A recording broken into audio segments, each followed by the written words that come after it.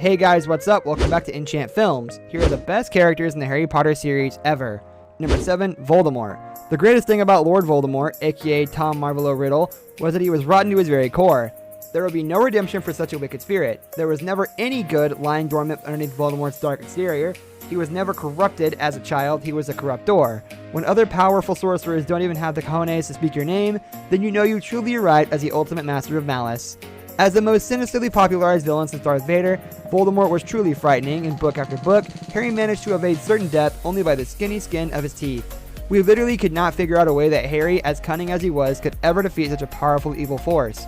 Voldemort might not have been able to comprehend love or friendship, but that certainly didn't stop us from taking delight in such a devilishly dreadful dude.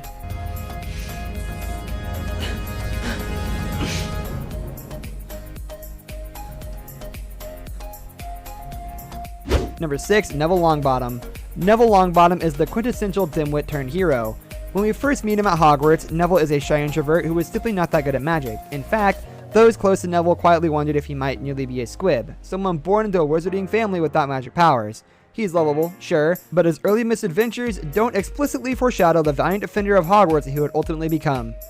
While he begins to show loyalty and signs of bravery early on, it isn't until Neville's 5th year and his participation in Dumbledore's army that we see him truly come into his own. Neville accompanies his friends on their mission to the Department of Mysteries, where he comes face to face with Bellatrix Lestrange, the twisted servant of Voldemort, who cruelly tortured his parents years before using the Crucius Curse. This would mark a turning point for Neville, leading to some truly awesome moments of bravery in the final battle of Hogwarts. Calm down now. People die every day.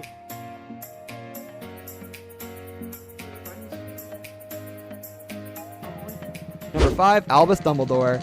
For a character that was introduced into popular culture only in recent years, it speaks volumes that Professor Dumbledore has already taken his place among the great mentor figures in literature and film. Like Gandalf and Yoda before him, Albus Percival Wulfric Brian Dumbledore plays the role of wise sage, guide, and pseudo-grandfather in the story. There's a whimsical eccentricity to Dumbledore that might mislead some into thinking he's a kind of absent-minded professor. That would be a mistake, as he's proven to be one of the most skilled wizards that ever lived.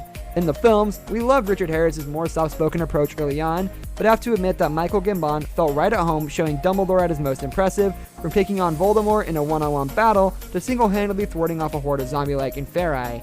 His absence in Harry's life after he was killed by Snape on the Astronomy Tower on a fateful night and tragic night was powerful, even as Harry had begun to learn new and potentially troubling information about his mentor, before finally accepting him for the great man he was, even amongst flaws he readily admitted to.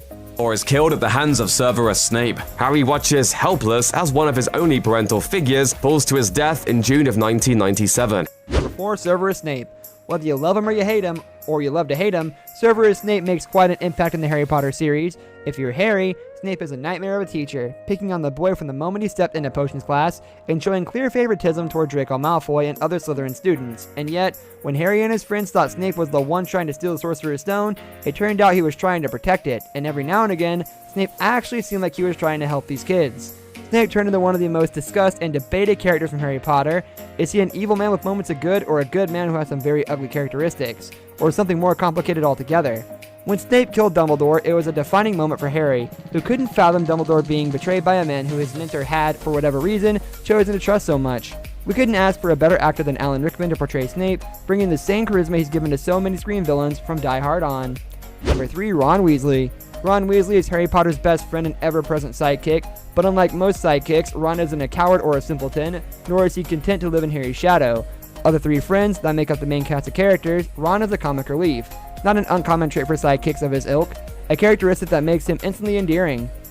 And while he lacks Harry's natural magic talent or Hermione's smarts, Ron overcomes his shortcomings with faithfulness and perseverance.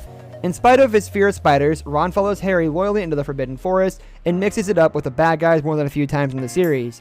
He goes from bumbling Gryffindor keeper to Quidditch hero and works undercover at Hogwarts to co-found the vigilante student group, Dumbledore's Army.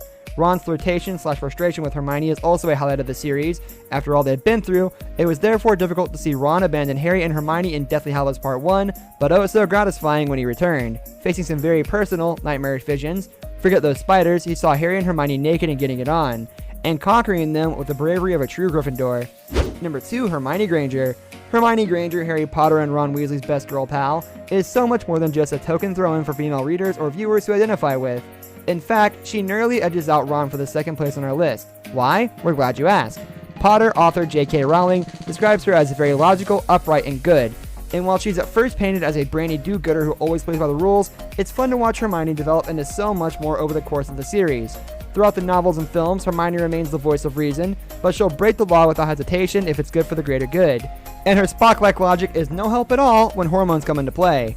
Completely fracturing, in fact, when it comes to her playfully love-hate relationship with Ron, you'll find no better friend or magical ally than the brightest witch of her age. Number 1, Harry Potter. Perhaps it's a given that Harry Potter himself tops our list, but it's important to still reflect on why the character has been so universally accepted. He's a sympathetic figure, a kid plucked from unfortunate circumstances and thrust into a magical reality. He realizes he has been gifted with great power, and then he's pitted against the ultimate evil in the wizarding world, Lord Voldemort, who years ago killed his mother and father. Everybody loves an underdog story of good versus evil, and we've watched Harry grow up in this fantastic setting, forming friendships, fighting foes, and finding love. While Harry only partially realizes his deepest desire, to see his dead parents again, he is fathered and mothered by the caretaking adults who surround him, Albus Dumbledore, Hagrid, Molly and Arthur Weasley, and Sirius Black, to name a few. His faithful friends, Ron and Hermione, are an extension of this ad hoc family, as close as any real brother and sister, and Harry needed all the support he could get in his battle against those who would do him harm. From school bully Draco Malfoy, to soul-sucking Dementors, terrible Death Eaters, and ultimately the Dark Lord himself. This brings us to the end of our video. I hope you enjoyed it. Hit like if you did, and don't forget to subscribe to our channel so you don't miss out on any of our videos in the future. Also, watch the 2 videos that are on your screen because I'm sure you'll love them. With that, I'll see you in the next video.